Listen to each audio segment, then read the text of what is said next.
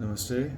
Today I'm going to read Volume 3, Book 3, SataRudra Samhita, Chapter 19, the narrative of Durvasas in the Shiva Puran.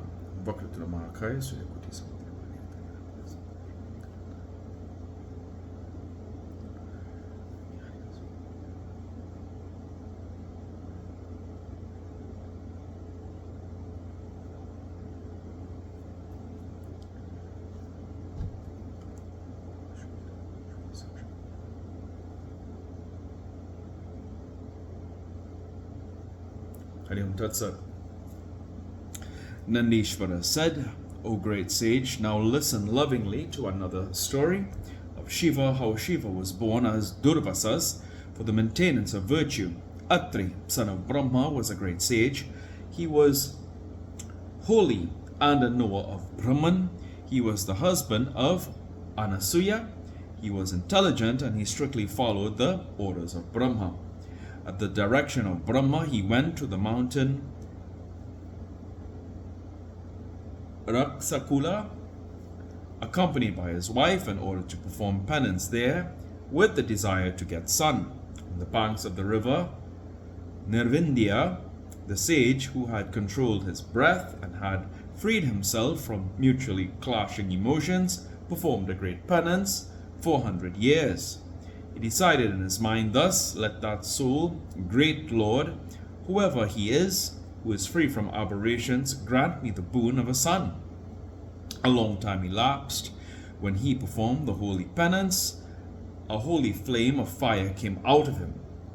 O great sage, the words were almost burnt by that flame. Indra and other gods, and the celestial sages too, were afflicted by it. Then, highly distressed by that flame, O sage, Indra and other gods and the sages hastened to the abode of Brahma. After bowing to and eulogizing Brahma, the gods mentioned to him their grief. O dear, Brahma immediately went to Vishnu's region along with the god. O sage, after reaching there along with the gods, Brahma bowed to and eulogized Vishnu and mentioned his endless grief to him. Vishnu too, accompanied by Brahma and the gods, hastened to Rudra's abode. After reaching it, he bowed to and eulogized Lord Shiva. After eulogizing him, Vishnu mentioned to Shiva his grief caused by the flame due to the penance of Atri. O sage, thus gathering there together, Brahma, Vishnu and Shiva consulted one another about the welfare of the worlds. The three deities, Brahma and others foremost among the bestowers of boons, went to the hermitage of Atri immediately to grant him the boon. On seeing them marked by their respective characteristic signs, the excellent sage Atri bowed to and eulogized them respectfully by uttering pleasing words. The surprised Brahmin, the humble son of Brahma, spoke to those deities, Brahma, Vishnu and Shiva, with palms joined in reverence. Atri said, O Brahma, O Vishnu, O Shiva, you are worthy of being worshipped by the three worlds. You are lords and masters and the cause of creation, maintenance and annihilation. Accompanied by my wife, I meditated only on a single Lord for obtaining a son, that Lord, whoever he may be, who is famous as Ishvara. How is it that you three deities, the foremost among the bestowers of boons, have come here? Please dispel my doubt and then grant me the desired boon. On hearing his words, the three deities replied, O great sage, what has occurred is in accordance with what you have conceived. We three are great lords and equally leading among the granters of boons, hence 3 sons originating from our parts will be born to you. They will be known in the world as enhancers of their parents' reputation. After saying this, the 3 deities returned to their abodes joyously. After securing the boon, the sage joyously returned to his hermitage, accompanied by Anasuya. O sage, he was delighted and he experienced the bliss of the supreme Brahman.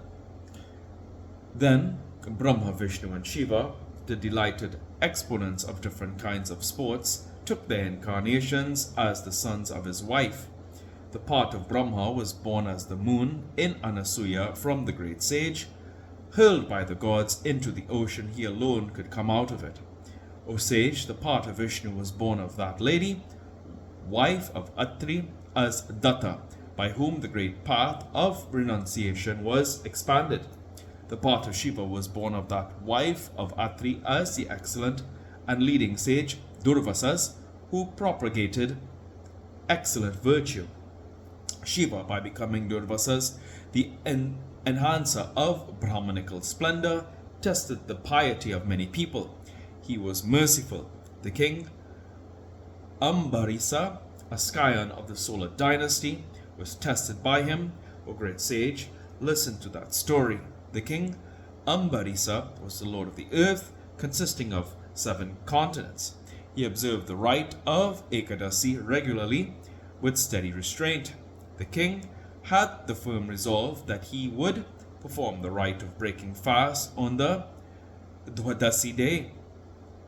Coming to know of his regular observance, the excellent sage Durvasas, born of Shiva's part, approached him with many disciples.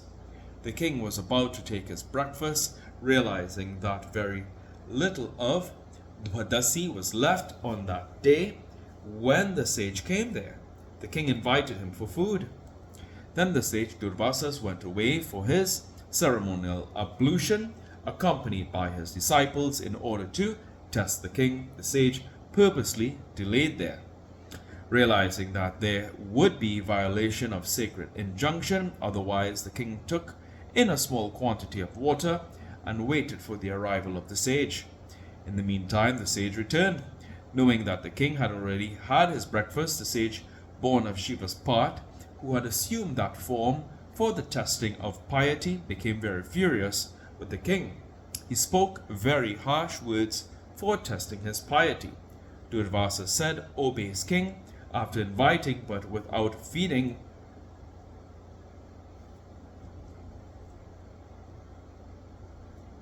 Sorry, there's a misprint here.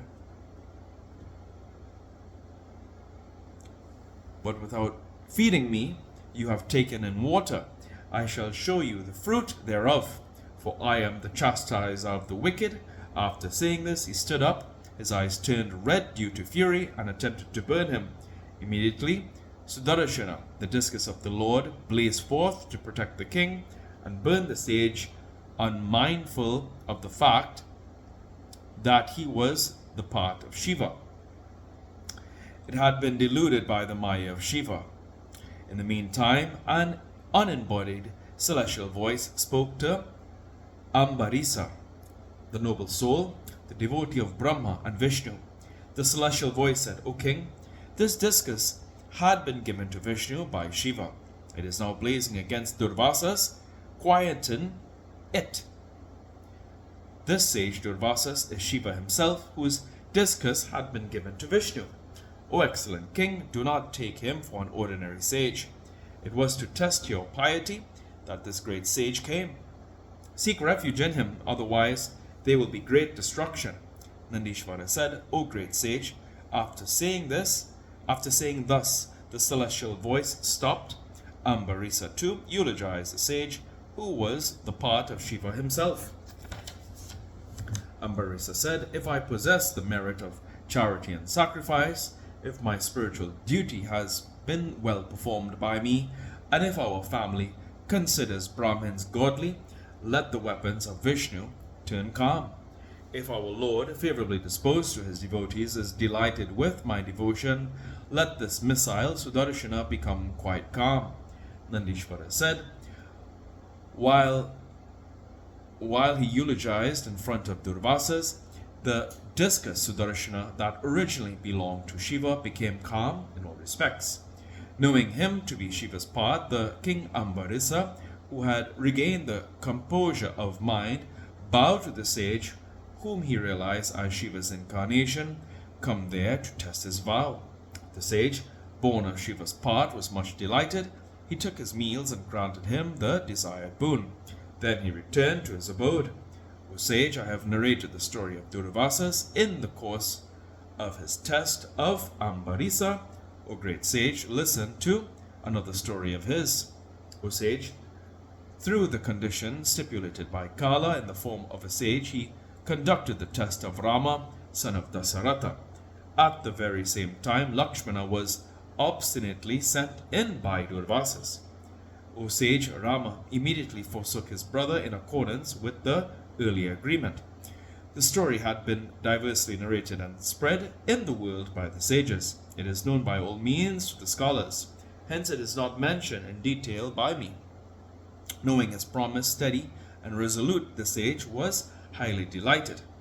The delighted sage, Durvasas, granted him the desired boons. He had tested the resoluteness of Lord Krishna too. O excellent sage, listen to that also. I shall tell you that story also.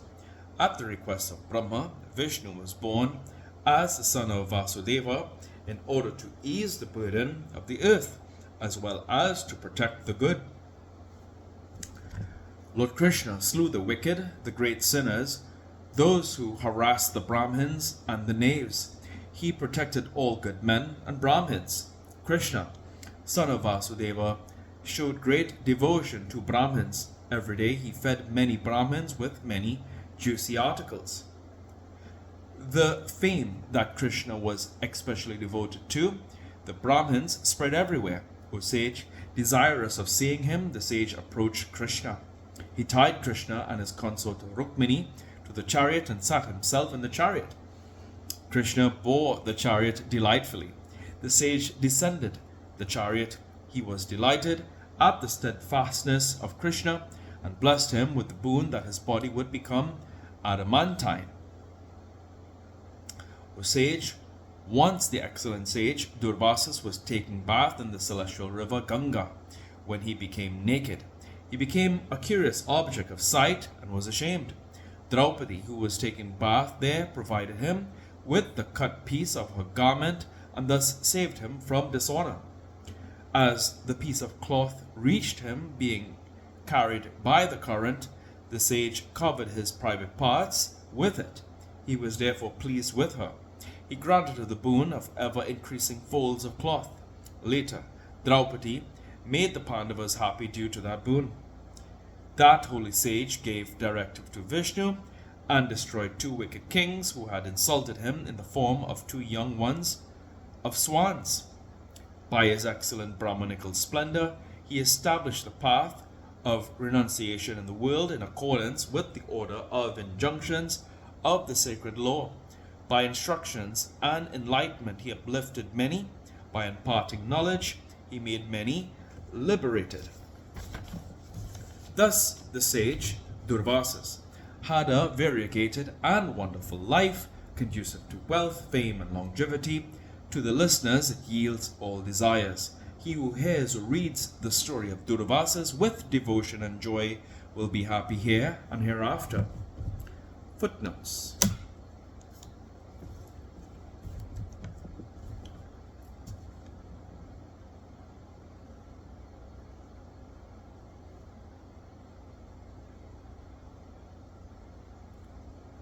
Rakshya Tulya is a misprint for Raksakula. The name, this is 57. The name Raksa Mood Satpura was applied to a section of the Vindhya range lying to the north of the Narmada River, while the Vindhya, distinguished from the Raksa, denoted the chain lying to the south. 58. The river Nirvindhya issues from the Raksa Satpura mountain and flows through Vindhyatavi.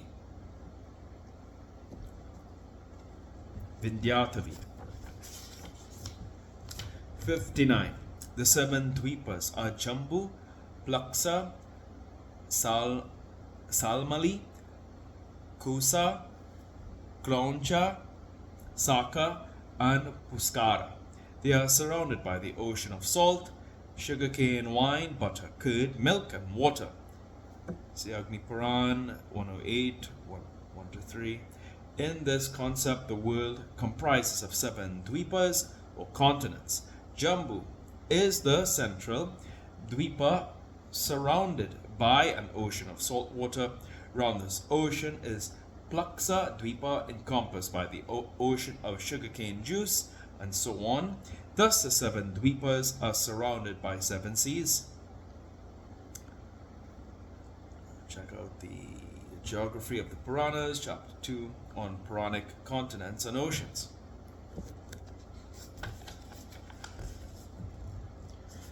'60. The Ganges flowing from the toe of Vishnu is called the Celestial River. And here ends today's reading of the Shiva Puran. Om Prabhu Prananatham Vyomeshwanatham Jagannatanatham Saranantabhajam Buddhitam Bhueshwaram Bhutanatham Shivam Shankaram Shom Nisharante Om Kapura Kauram Karanavataram Sansadasaram Bhujagendrahadam Sadavasantam Hridyar Vende Bhavam Bhavami Saitam Namami Om Nama Parvati Pate Hara Hara Om Hunjum Sampuru Samtram Bakam Sukam Pishtivaram Urvar Kamigobanan Minijuk Shamatam Su Samaju